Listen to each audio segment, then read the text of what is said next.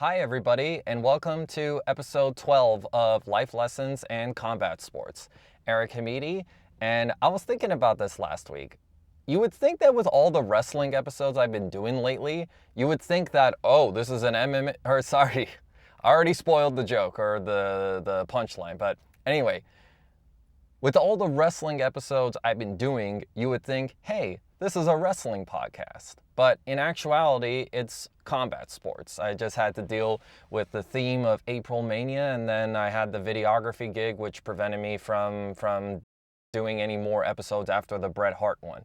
But now we're shifting focus. We're going to focus on the sport of MMA because this month has a theme as well. I'm calling it M.M May.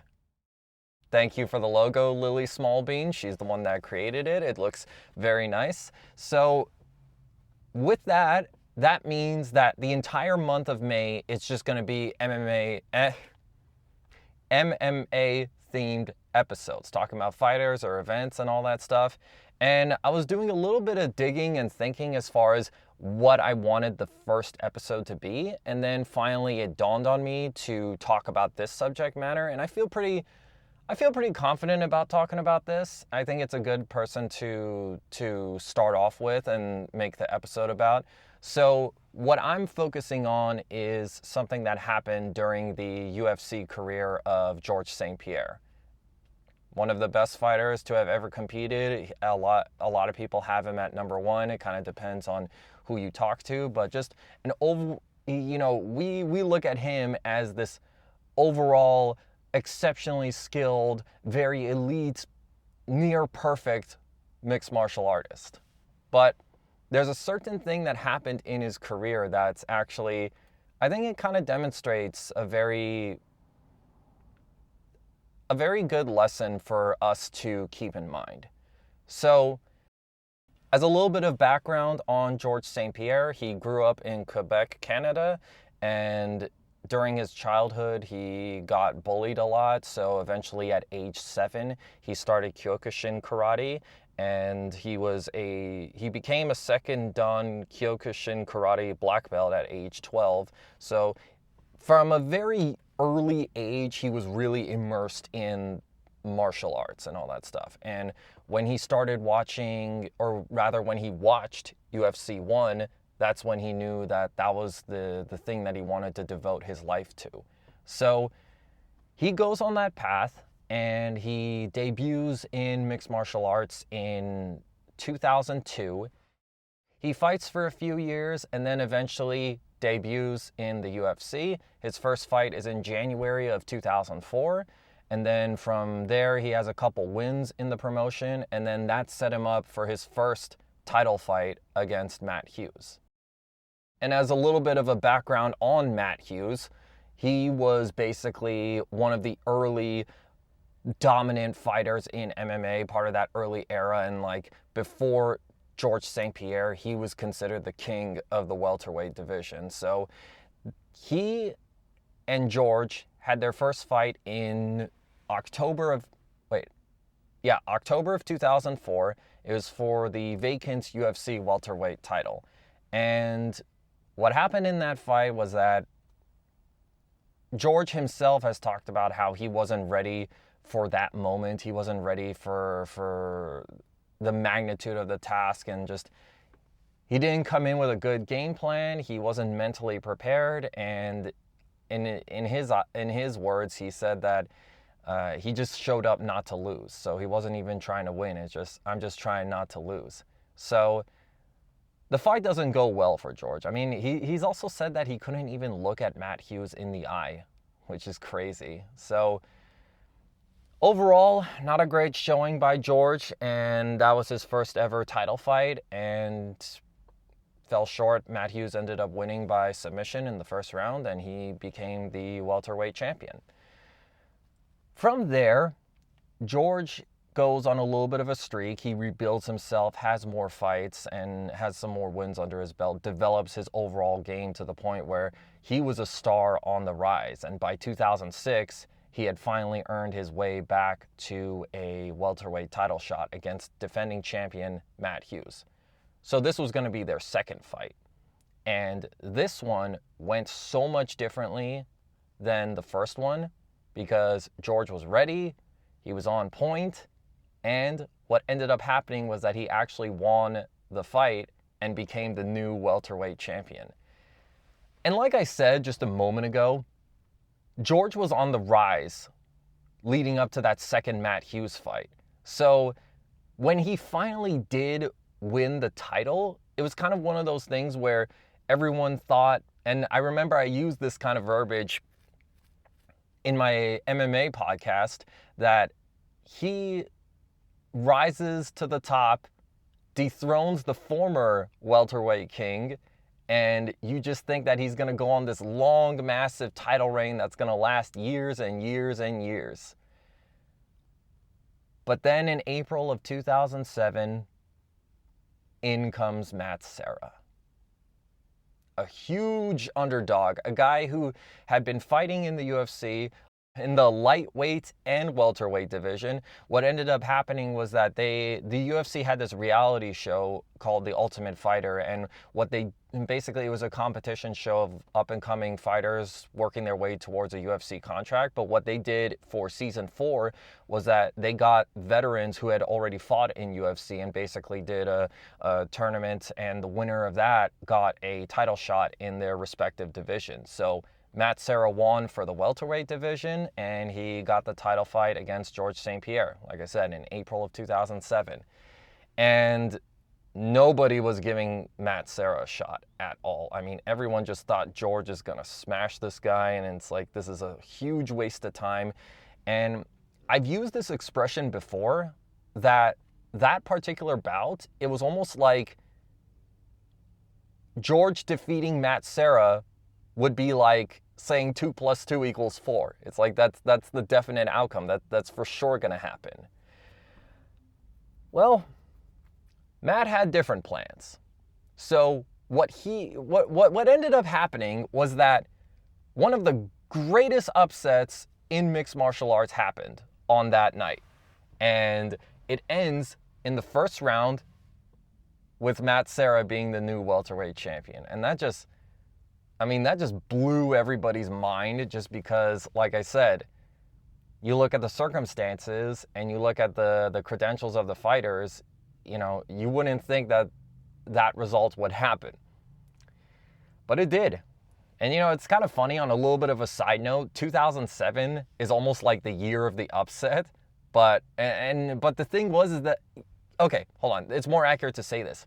The year 2007 for mixed martial arts was the year of the upsets, because there were so many upset victories that happened, like Chuck Liddell losing his light heavyweight title, Georges St-Pierre losing the welterweight title, Tim Sylvia losing the heavyweight title to a 43-year-old Randy Couture. I mean, there was just like so many of them. So that's why, at least for me, I classify it as such. And it's kind of hard to pick, what's the top one of them all, because there are so many good ones. So anyway, in his first title defense, George doesn't, he's not able to win the fight. He's not able to defend the title, and he loses it. And from there, to be perfectly honest, there's quite a recovery process that he does mentally or just spiritually. And honestly, I feel like that's worth doing an episode on at some point down the road. But for now, the important thing to realize is that he kind of had to do a lot of reflection after that Matt Serra loss to try to see what went wrong and all that stuff. And there's an overall larger point that I'm trying to make with all this, but basically what kind of seems to have happened was that there was a lot of expectations on George, and okay, the first title fight he had, he ended up losing it. Second title fight he had, he actually won that bout. And then he loses it in his first attempted title defense. And I don't know if maybe anybody thought, is George gonna make anything of himself in mixed martial arts and all that stuff? I can't really say for sure if that was the thought going around, but at the very least, honestly, what you could tell was that it wasn't going well for him when it comes to these title bouts. So he does the work that he needs to do, both physically and mentally, to try to get back on the winning track, which he does starting in August of 2007. George fights a individual named Josh Koscheck. He ends up winning that bout. And then what happens at the end of 2007, so Matt Serra, who was still the champion, he was supposed to fight Matt Hughes at the last UFC pay-per-view of that year. But what ended up happening a month before was that Matt Serra got injured, so he had to pull out of the fight. So they called on George to be the replacement. So he basically had 1 month to get ready. And it's kind of funny because that whole timeline, it kind of reminds me of Rocky 1, because when you watch Rocky 1, Apollo Creed, he's supposed to he's supposed to fight someone else before Rocky, but then he got injured around late November, and then Rocky basically had a month to get ready to fight Apollo on New Year's Day. So it's kind of like similar in that sort of time frame. I've always thought that was pretty interesting. But anyway, so they end up fighting on December 29th, 2007, and the progression that happened from there was like, okay, I mentioned all the stuff about how the first 2 title matches with Matt Hughes went, and then there was this one where it was just domination by Matt Serra. It was domination by Georges St-Pierre, and he was able to control Matt. He showcased a lot of skill, a lot of improvement, and he ended up winning the fight by second round submission. And there was no doubt about it this time. So I would like to say that, okay, the new king took his throne, but that was just part of the journey. So I forgot to mention that when they fought, it was for the interim welterweight title. So that meant George's next fight was going to be against Matt Serra to unify the belts. And it's crazy because you kind of didn't know what was going to happen going into that. But then there was no doubt, no confusion, no upset, no toss-up. It was just total Georges St-Pierre domination. Basically, what you thought would happen in the first fight happened in this second fight in April of 2008. And with that bout, Georges St-Pierre, he won, and he became the welterweight champion of the UFC. And from there, he would rule the welterweight division for many years to come. So that's basically his sort of rise to the top at that point. And for me, I sort of was thinking about this in the sense that the life lesson that it teaches is that a lot of times when we do something for the first time, we don't succeed.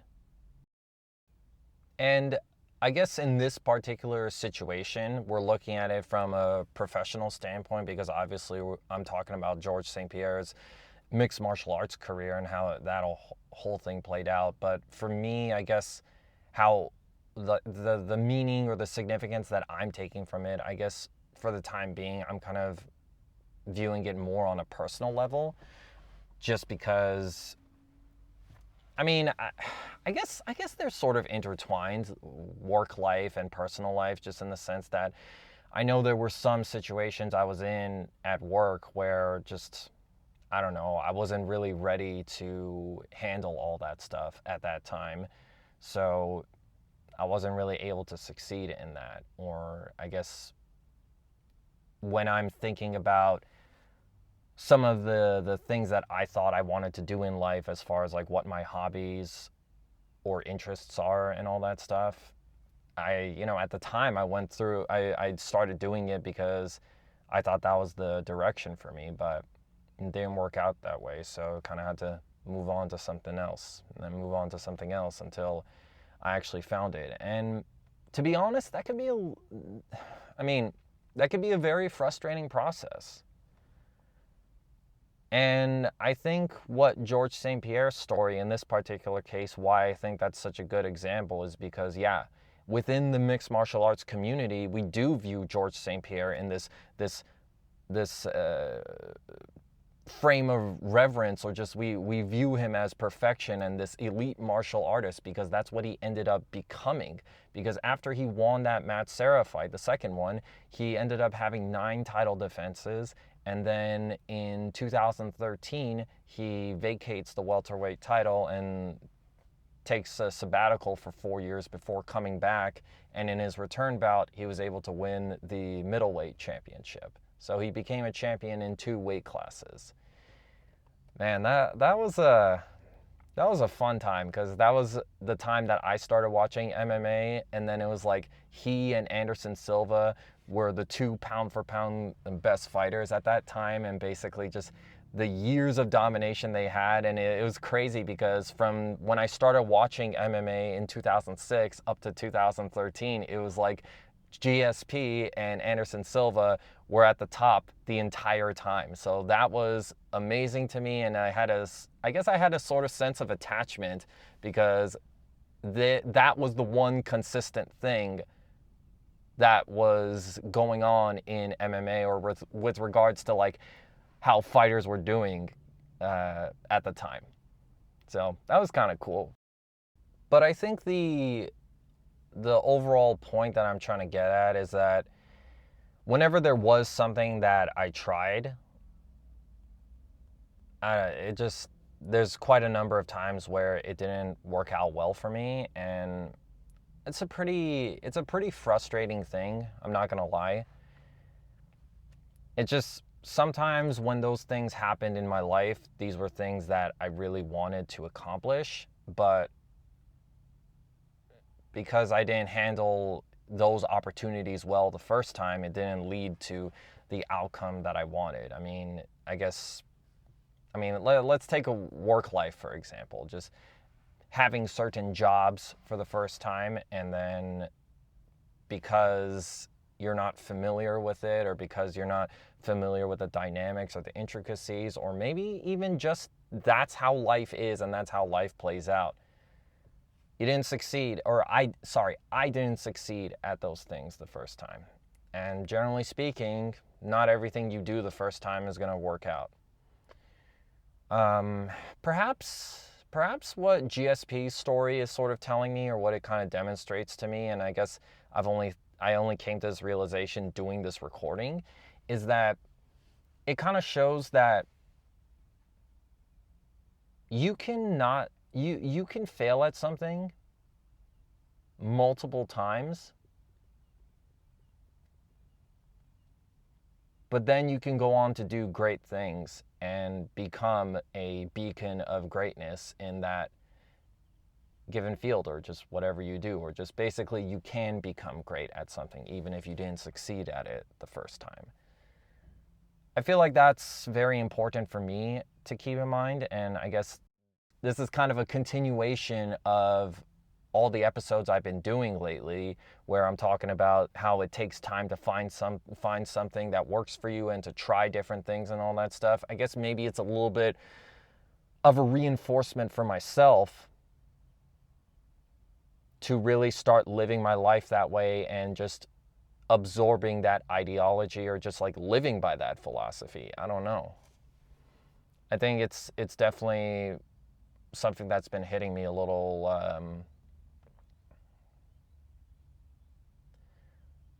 hard lately, I guess. It can hurt when you have something that you don't accomplish, or you have something that you want but you don't achieve it. It can be hard to handle. And I guess maybe keeping that in mind of, hey, you may have to wait until further attempts to succeed at something. Maybe that's like a way to keep a person's spirits up and to keep them going. Because I guess maybe that can even help me in a sense, as far as persevering or continuing with something. I think honestly, that whole idea of not succeeding at first, another way that it's helpful for anybody really, is because it kind of demonstrates that you can be good at something, and you can become skilled at something, even if it doesn't result in a successful outcome the first time. Because I don't know, maybe this is just me, but I would kind of think that if you're repeatedly coming up short on something, then that means that it's just not going to work out. But with George, it was a totally different story. I think that's a good thing for people to keep in mind and to live their life by. And I wanted to share that with you guys real quick because I guess for me, I'm thinking that if there's someone out there who's having a hard time with something, or just like not succeeding at first with something, then there's hope. And if you keep working at it, you'll eventually get what you want. So yeah, that's what I wanted to share with you guys. And given everything that's happening this month, I'm going to try to keep these episodes short just so then I can have enough time to edit them while also taking care of other things in my life. So just keep an eye out for more episodes, because like I said, we got the entire month of May to talk about this stuff, and I'm excited. I'm looking forward to it. So yeah, this is the first installment of M.M May.